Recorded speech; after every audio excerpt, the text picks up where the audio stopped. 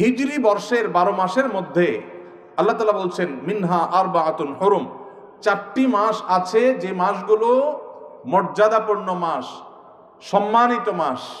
আল্লাহ তাআলা এই মাসগুলোকে মর্যাদা দিয়েছেন, সম্মান দিয়েছেন। সেই সম্মানিত যে 4 মাস, এই 4 মাস সম্পর্কে সহিহ বুখারীর হাদিসে নবী করিম সাল্লাল্লাহু আলাইহি ওয়াসাল্লাম বলেছেন সালাতুন মুতাওয়ালিয়াত, সেই সম্মানিত 4 মাসে 3টা হলো বাই সিরিয়াল, ধারাবাহিক। সে ধারাবাহিক 3 মাস হলো জিলকদ, জিলহজ, মুহররম। বলতে হবে সাথে, জিলকদ, জিলহজ, মুহররম। সিরিয়ালে মাসের কততম মাস? হিজরি বর্ষের কততম? 11, 12, 1। এই 3টা হলো ধারাবাহিক সম্মানিত 3 মাসের 3টা। অর্থাৎ আমরা যে রমজানের রোজা পালন করার পরে শাওয়াল আসে, এই শাওয়াল চলে গেলেই টানা ধারাবাহিকভাবে 3 মাস, এগুলো হলো সম্মানিত মাস।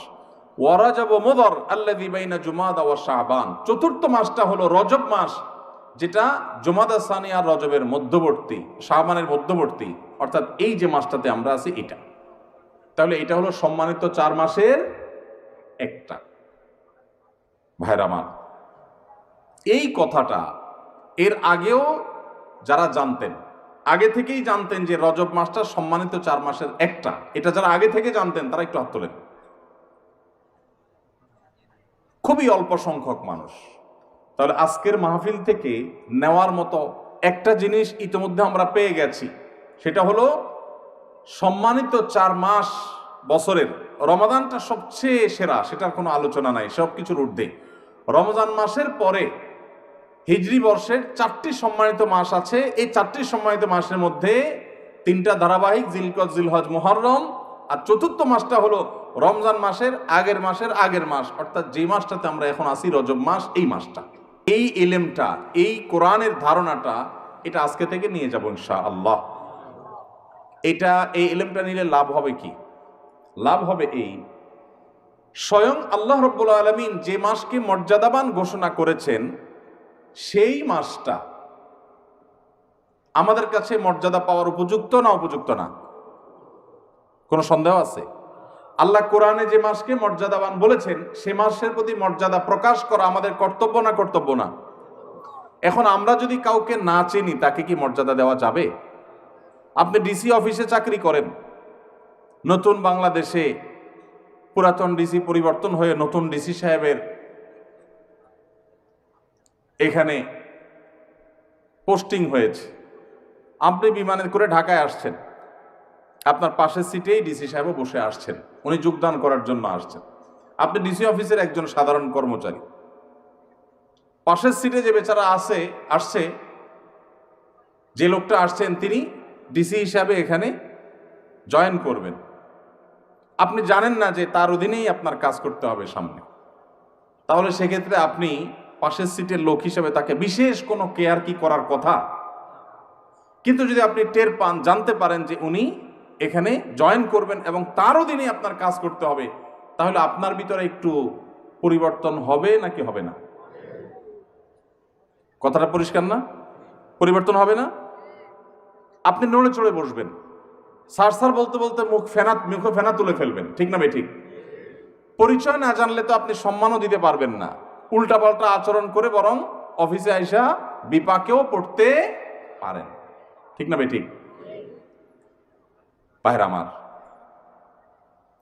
ঠিক একইভাবে এই যে একটা মাস চলে যাচ্ছে, মাসের অর্ধেক প্রায় চলে গেল, এই মাসটা যে সম্মানিত মাস, এই সম্পর্কিত ধারণা এদেশের প্র্যাকটিসিং মুসলমান, নামাজি মুসলমান, মসজিদে আসা মুসল্লি, ওয়াজ মাহফিলে আসা মুসল্লিদের 80 থেকে 90% মানুষ এখনো জানে না।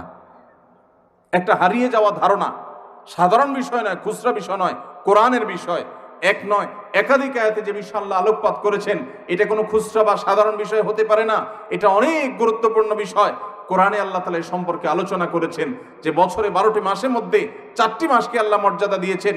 এই মর্যাদার মাসটা অর্ধেক চলে গেছে, একবারের জন্য আপনার এই চিন্তাও মাথায় আসে নাই যে একটি সম্মানিত মাস আমি অতিবাহিত করছি, অতিক্রম করছি, একটি সম্মানিত মাস পার হচ্ছে, আপনি একটু নড়ে চড়েও বসেন নাই, তাহলে বোঝা গেল আপনি ওই মাসের সম্মান দেওয়া তো দূরের কথা, সেই সম্মানিত মাসের ধারণাটুকুই আপনার মধ্যে না থাকার কারণে আপনি বরং আল্লাহর দেয়া সম্মানকে অবমাননা করা, অবজ্ঞা করা, অবহেলা করার দায়ে আপনি দায়ী হওয়ার সম্ভাবনা আছে। তাহলে আজকে যে আমরা জানলাম, এখন থেকে জীবনের তরে এটা মুখস্থ করে নিব যে জিলকদ, জিলহজ, মুহররম 11, 12, 1 আর রজব মাস, রমাদানের আগের মাসটি যখন শুরু হবে, আর কিছু করতে পারেন না পারেন, অন্তত একটা সম্মানিত মাস যাচ্ছে এই কথা মনে করে একটু নড়ে চড়ে বসলেন। নড়ে চড়ে বসা বলতে রুটিন যে আমলগুলো আছে একটু বিশেষ গুরুত্ব দিয়ে করলেন। কেন? কারণ সম্মানিত মাস যাচ্ছে। আল্লাহ সম্মান তো এমনি এমনি দেয় নেই, নিশ্চয়ই এই মাসে ইবাদতের আলাদা গুরুত্ব আছে, সেই জায়গা থেকে আপনি সম্মান দিলেন। আরেকটা এক্সাম্পল দেই, ধরেন আপনার শ্বশুর মশাই, হবু শ্বশুর, এখনো বিয়ে হয় নাই, সব কথাবার্তা চূড়ান্ত হয়েছে, আগদ হবে, বিয়ে শাদী হবে, শ্বশুর মশাই তিনি আসছেন, আপনি বসে আছেন সোফায় সাধারণ মুডে যখন বসে থাকবেন আপনি, আপনার হবু শ্বশুর, নতুন নতুন শ্বশুর হবে ভাব যখন হয়, তখন শ্বশুর এবং শ্বশুরবাড়ির লোকদের কাছে পৃথিবীর সবচেয়ে খারাপ ছেলেটা, সবচেয়ে উচ্ছৃঙ্খল ছেলেটাও সবচেয়ে আদবে লেহাজি ছেলে হয়ে যায়। ঠিক না বেঠিক? বিয়ের দিন জামাই হিসাবে যখন যায়, এলাকার সবচাইতে বাজে ছেলে যেটা, সেও দেখবেন এত সুন্দর ইনোসেন্ট, এত সুন্দর নম্র ভদ্র আদবে লেহাজি সাইজা নাটক করে হলেও সেখানে ওই মুড এসে যাওয়ার চেষ্টা করে। ঠিক না বেঠিক? এখন শ্বশুর যখন আসে, আপনি যদি জানতে পারেন যে এই লোকটা আমার শ্বশুর হতে যাচ্ছে, আপনি সোফায় বসে আছেন, উনি ঢুকছে, কি করবেন? যেমনি সিং আপনি থাকবেন, লাভ দিয়ে উঠার চেষ্টা করবেন। ঠিক না বেঠিক? আব্বা বলবেন না আঙ্কেল বলবেন, এটা নিয়ে টেনশনে পড়ে যাবে। ঠিক না বেঠিক? নড়ে চড়ে উঠবেন। আর যদি অন্য সাধারণ মানুষ আসে, চিনেন না, তাহলে হয়তো আপনি ড্যাম কেয়ার ভাবে বসে থাকবেন। রজব মাস প্রবেশ করার পর আপনি যদি জানেন যে একটা সম্মানিত মাস প্রবেশ করেছে, আল্লাহ সম্মান দিয়েছেন, সাথে সাথে আপনি নড়ে চড়ে বসবেন। নড়ে চড়ে বসা কি? অন্য সময় ফজর নামাজের জামাতে গাফিলতি হলেও রজব মাস যাচ্ছে এই কথা মনে করে তাড়াতাড়ি মসজিদে চলে যাবেন, কারণ সম্মানিত মাস যাচ্ছে, আল্লাহ সম্মান দিয়েছেন। আমি যদি নড়ে চড়ে না বসি, আমি যদি আমলের জন্য নড়ে চড়ে আমি নিজেকে প্রস্তুত না করি, তাহলে আল্লাহর দেওয়া সম্মানিত মাসের প্রতি আমি অবহেলা এবং অবজ্ঞা প্রদর্শন করে বেয়াদব হলাম। ভাইরা আমার, ধারণাই নেই সমাজে, আলোচনাই নেই। মসজিদের ইমাম সাহেবদের প্রতি আমার অনুরোধ, সম্মানিত মাসগুলো যখন আসবে প্রতিটা মসজিদে মসজিদে এ সম্পর্কে আলোচনা করবেন, আলোকপাত করবেন, আমাদের ভাইদেরকে ধারণা দিবেন। অনেক ভাই আছেন 50-60 বছরের মুসলমান, তার জীবনে 50 বার সম্মানিত মাস এসেছে, একটি বারের জন্য তিনি কেয়ারও করেন নাই, জানেনও না, তার মাথায় আসেই নেই রজব কি আর জমাতে সানিয়া কি, কোনো পার্থক্য নাই, কোনো ব্যবধান নাই, কোনো ভাবলেশ নাই। এর মানে হলো আল্লাহর দেয়া সম্মানিত মাসের প্রতি সম্মান প্রদর্শন আমি করলাম না, অবজ্ঞা করলাম। এটা সুস্পষ্ট আল্লাহর দেওয়া মর্যাদার প্রতি অবজ্ঞা, অসম্মান এবং বেয়াদবি। ভাইরা আমার, তাহলে এখন থেকে সম্মানিত মাস যখনই আসবে, এই মাসকে সম্মানিত মাস হিসাবে আমরা একটু কেয়ার করব, চেষ্টা করব না ইনশাআল্লাহ? সেদিন কোন এক ভাইয়ের সাথে দেখা, হঠাৎ করে আমার অফিসে এসছেন, ভাই কানাডা থাকেন। তো আমরা যখন নাস্তা অফার করলাম, সবাই নাস্তা খাচ্ছি, উনি বলেন আমি রোজা আছি। আমি বললাম কি উপলক্ষ রোজা আজকে? সোম না, বৃহস্পতি না, আইয়ামে বীজ না, হঠাৎ করে আজকে এই মঙ্গলবারে কিসের রোজা? তুমি বললেন না, কোনো মাসনুন রোজা না, যেহেতু সম্মানিত মাস রজব যাচ্ছে, সম্মানিত মাস উপলক্ষে রোজা রাখার কোনো স্পেশাল নির্দেশ নাই হাদিসে কোরআনে, কিন্তু আমি নিজে থেকে একটু নফল হিসাবে এটা রাখছি। একে তো শীতকাল, এই সময় নবী সাল্লাল্লাহু আলাইহি ওয়াসাল্লাম রোজা রাখার জন্য উৎসাহ দিয়েছেন, আবার সম্মানিত মাস আল্লাহ সম্মান দিয়েছেন, সেজন্য আমি নিজের উদ্যোগে সুন্নাহ হিসাবে না, একটু নফল আমল করার চেষ্টা করেছি। আমার দিলটা শীতল হয়ে গেছে শুনে। উপস্থিত যারা ছিল সবাইকে বললাম, দেখেন, এটাকে বলা হয় কোরআনের শিক্ষা, এটাকে বলা হয় হাদিসের শিক্ষা। ওয়াজ মাহফিল শুনতে শুনতে কান ঝালাফালা করে ফেললাম, একেবারে ওয়াহ কি ওয়াজ হয়েছে, কি ওয়াজ শুনলাম, এই সমস্ত ওয়াহ আর আহ বলে চলে গেলাম, কিন্তু কিছু শিখতে পারলাম না। জীবনে কোনো পরিবর্তন হলো না, কোনো চেঞ্জ আসলো না, কোনো আমল আসলো না, কোনো বদামল ছাড়া হলো না। এটা কখনো দ্বীনের শিক্ষা অর্জন হতে পারে না। এই জন্য ভাইরা, আজকের মাহফিল থেকে আমরা যে এ সম্পর্কে নিজেরা এই ইলমকে আমল করব, চর্চা করব যখন সম্মানিত মাস আসে, এবং নিজের পরিবারের সদস্য বন্ধু বান্ধবের মধ্যে এই বিষয়গুলো শেয়ার করবো যে সম্মানিত মাস সম্পর্কে ধারণা সম্পর্কে তোমার জানা আছে কিনা বন্ধু, চলো আমরা আলোচনা করি। কোরআনে আল্লাহ তাআলা সম্পর্কে বলেছেন, শেয়ার করা যাবে তো ইনশাআল্লাহ।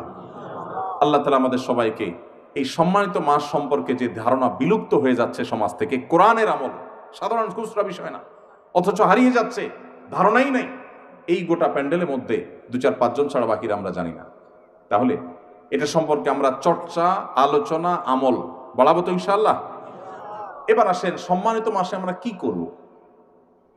ভাইরা আমার, সম্মানিত এই মাসগুলোতে স্পেশাল বা বিশেষ কোনো একটি করণীয় আলাদা করে কোরআন হাদিসে কোথাও আসে নাই যে এটা করতে হবে।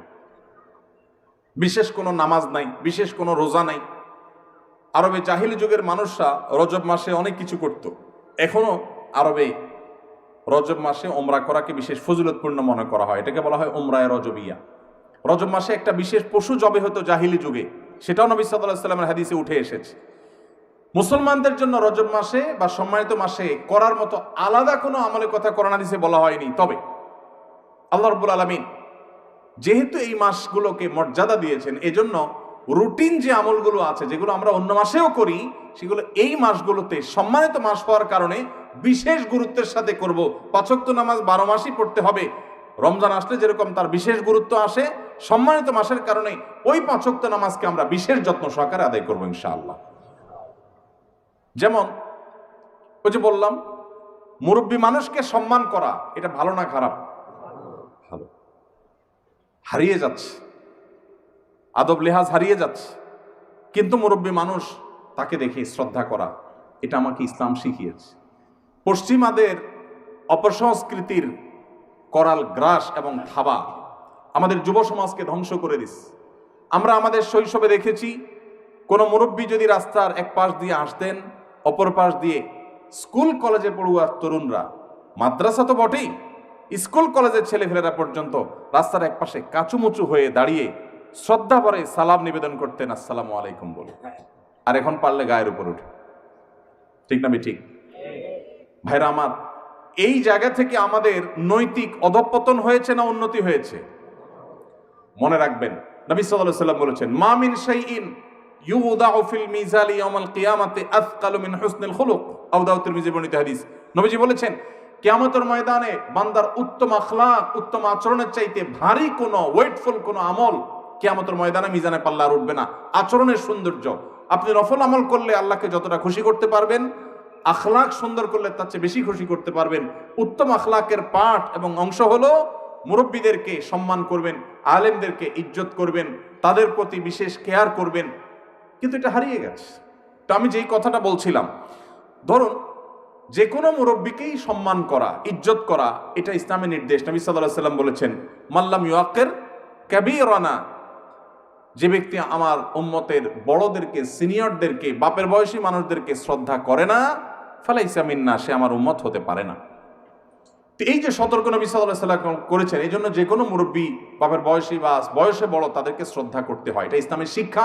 এটা করলে একটা ইবাদত হবে, সওয়াব হবে, এবং সেই সওয়াবটা নফল সাধারণ আমল করলে, তাসবিহ করলে যে পরিমাণ সওয়াব হবে, এই সওয়াবটা ওর চাইতে ওয়েটফুল হবে কিয়ামতের ময়দান। কিয়ামতের দিন আমল কি গণা হবে না মাপা হবে? কি ভাই, আমল কি গণবে ফেরেশতারা না মাপবে? তাহলে আমাদের আমলের সংখ্যা বাড়ানো দরকার না ওয়েট বাড়ানো দরকার? ওয়েট যদি বাড়াইতে হয়, আচরণ সুন্দর করতে হবে। এখান থেকে একজন বক্তব্য দিচ্ছে, আপনি বলছেন বসেন বসেন, আচরণটা কি সুন্দর হলো না অসুন্দর হলো? রাগ করছেন? ওয়াজ মাহফিলে এসে যদি নিজেদের সংশোধন না হয়, তাহলে লাভ কি? একটা ভুল দেখার পর যে ভুলটা যদি ভাই হিসাবে ধরায় না দেই, তাহলে শুধু আপনাদেরকে পাম্পট্টি দিয়ে আমি ওয়াজ দিয়ে চলে গেলাম, এই ওয়াজের কোনো লাভ আছে?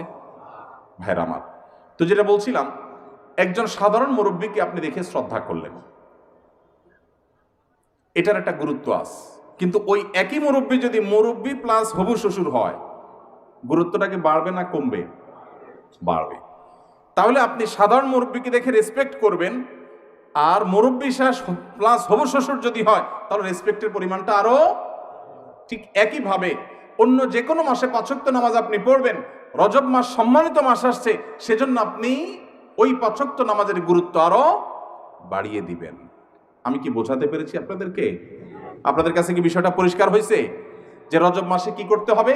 রুটিন যে কাজগুলো আছে, ভালো কাজগুলো আছে, সেগুলো এই মাসে আরো যত্ন সহকারে করতে হবে। কেন? সম্মানিত মাস যাচ্ছে, আপনি কোরআন তেলাওয়াত প্রতিদিন করেন, মাশাআল্লাহ, আল্লাহ আপনাকে তৌফিক দিয়েছেন। রজব মাস এটা চিন্তা করে কোনোদিন একটু অলসতা লাগলে মনে মনে নিজেকে বলতে হবে যে না, সম্মানিত মাস যাচ্ছে, অতএব আমাকে বিশেষ গুরুত্বের সাথে কোরআন তেলাওয়াত করতে হবে। তাহলে রজব মাসে কি করবো, এটা পরিষ্কার হয়েছে। আরেকটা করণীয় হলো, আল্লাহ রাব্বুল আলামিন কোরআনে কারীমে বলেছেন সূরা তওবা, যে আয়াতটি আমি তেলাওয়াত করলাম এখানে, যালিকাদ দীনুল কাইয়্যিম ফালা তাজলিমু ফীহিন্না আনফুসাকুম। এই সম্মানিত মাসগুলোতে তোমরা নিজেদের প্রতি নিজেরা অবিচার করিও না, নিজেদের প্রতি নিজেরা জুলুম করিও না। তার মানে পাপাচার করে এই সম্মানিত মাসে, যে মাসকে আল্লাহ সম্মান দিয়েছেন, এই আল্লাহর দেওয়া সম্মানিত মাসে গুনাহের কাজ করে নিজের পা নিজে কুঠারাঘাত করো না।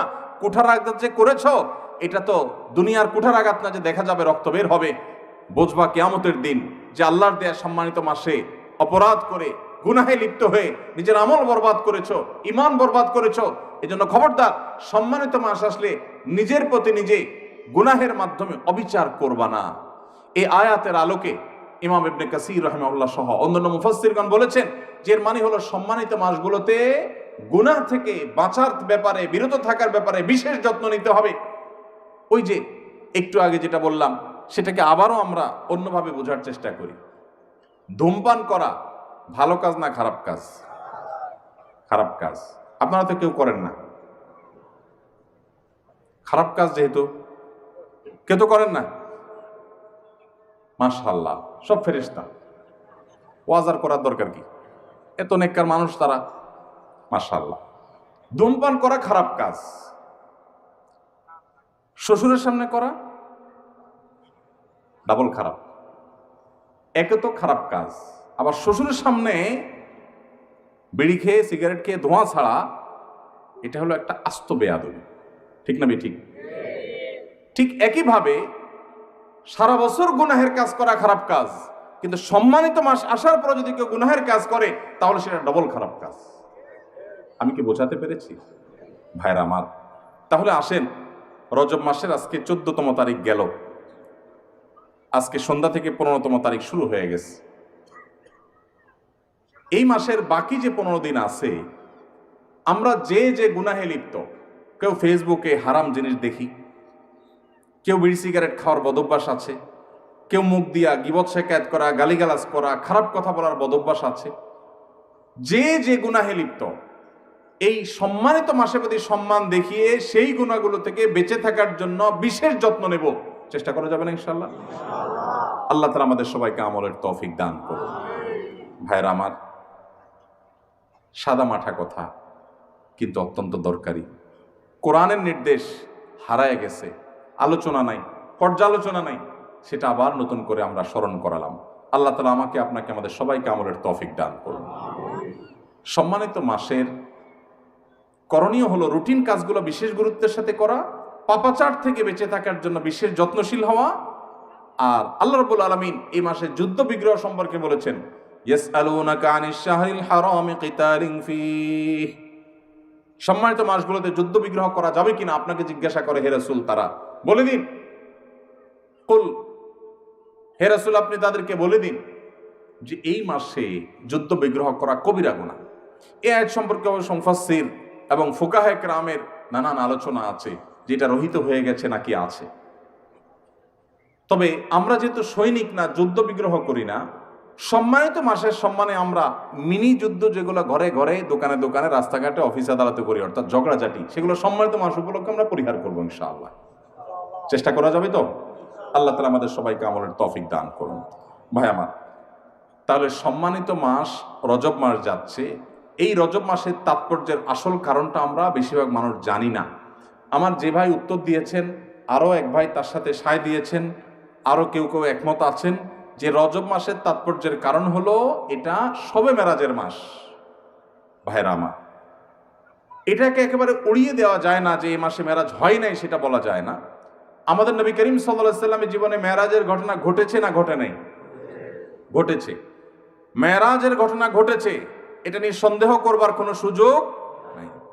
কিন্তু কোন মাসে মেরাজ হয়েছে, কবে মেরাজ হয়েছে, এর তারিখ এবং সময় নিয়ে প্রায় 16টির বেশি মতামত ইতিহাসবিদদের মধ্যে আছে। তাহলে নিশ্চিত করে রজব মাসে 27 তারিখেই মেরাজ হয়েছে এটা চূড়ান্তভাবে নিশ্চিতভাবে বলার কোনো সুযোগ নাই। এটা হলো প্রথম কথা। দ্বিতীয় কথা হলো, অনেক ফুকাহা ইকরামের মতে রজব মাসে হয়েছে, অনেক মুহাদ্দিসিন, অনেক মুআররিখিন, ইতিহাসবিদদের মতে এই মাসেই হয়েছে। সেই জায়গা থেকে আপনি এই মাসকে মেরাজের মাস বলেন, তাতে এমন কোনো সুবিধা অসুবিধার ব্যাপার নাই। কিন্তু অসুবিধার জায়গাটা হলো এই মাসকে ওই মেরাজের মাস হিসাবে বিশেষ তাৎপর্যপূর্ণ মনে করাটা। হাদিসে কোথাও নবী সাল্লাল্লাহু আলাইহি ওয়াসাল্লাম এই মাসকে মেরাজের মাস বলে পরিচয় করার নাই। আমাদের সমাজে সুন্নাতের প্রচার যতটা হয়, বেদাতের প্রচার তার চাইতে বেশি হয়। রজব মাস এর চাঁদ দেখার সঙ্গে সঙ্গে পত্রপত্রিকায়, সমস্ত মিডিয়া নিউজ হয় যে পবিত্র রজব মাসে চাঁদ দেখা গেছে, অতএব অমুক তারিখে শবে মেরাজ। শবে মেরাজ অমুক তারিখে, এটা কোনো বিশুদ্ধ হাদিস দ্বারা সাব্যস্ত না।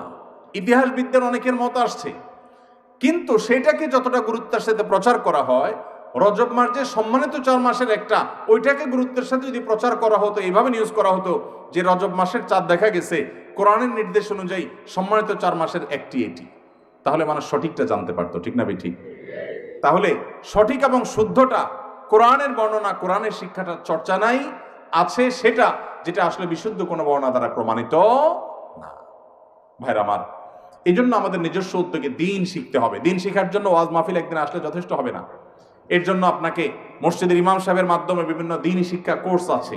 তরুণরা আজকাল অনলাইনে অনেক ইসলামের বেসিক বিষয়গুলো শেখার জন্য কোর্স আছে, সেই কোর্সগুলো এনরোল করে ফেলতে হবে, সেগুলোতে এঙ্গেজ হয়ে যেতে হবে এবং দিনের বেসিক বিষয়গুলো শিখতে হবে। আল্লাহ তাআলা আমাদের সবাইকে আমলের তৌফিক দান করুন।